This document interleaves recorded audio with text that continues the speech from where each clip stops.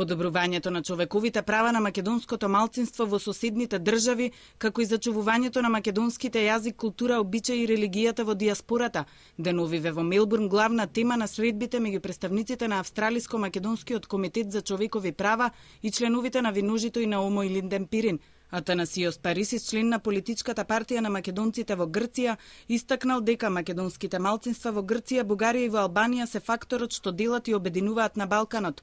Колку повеќе им се доделат основните човекови права, толку побрзо ќе стигне обединувањето на Балканот и на Европа. Ставот на Стојко Стојков пак од Омо и Линден Пирин е дека Бугарија многу брзо сама ќе побара регистрирање на партијата, оти непризнавањето ќе им се врати како бумеранг врз нивниот така наречен демократски систем. Свеста кај македонците во Бугарија е чиста и сплотувањето е на многу високо ниво.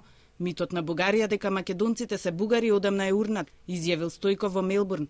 Ицо Најдовски, активист на македонската заедница во Австралија за Алфа, вели дека ваквите средби со членовите на Виножито и на Омо и Линден Пирин се од историско значење, во момент кога македонците го докажуваат пред светот нивното постоење. Македонците од диаспората ќе бидат во тесна соработка и во иднина до крајот на извојувањето на победата, но во рамките на постоечките држави Грција, Бугарија и Албанија, она што се бара од владите на тие држави е признавање на македонскиот народ во тие држави.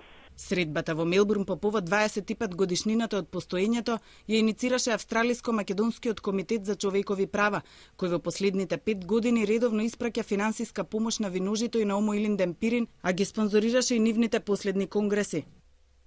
Денес завршува историската посета на активистите за човекови права во Егејска Македонија, Наце Парисис, Јоано Димитрију и Стојко Стојков од Пиринска Македонија.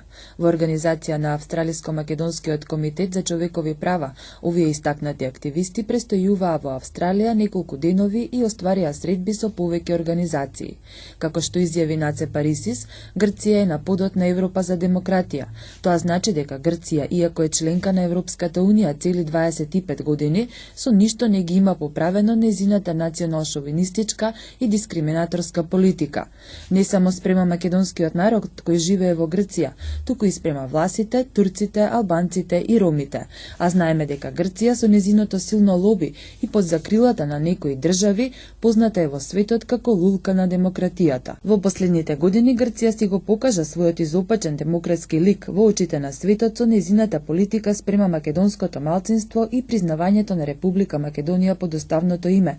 Парисис на состанокот истакна дека македонските малцинства во Грција, Бугарија и Албанија се факторот што делат и обединуваат на Балканот. Колку поскоро им се доделат најосновните човекови права, толку побрзо ќе се стигне обединувањето на Балканот и на Европа, без да се признае постоењето на македонскиот народ во именуваните држави. Обединувањето на Европа нема да се случи како што се предвидува.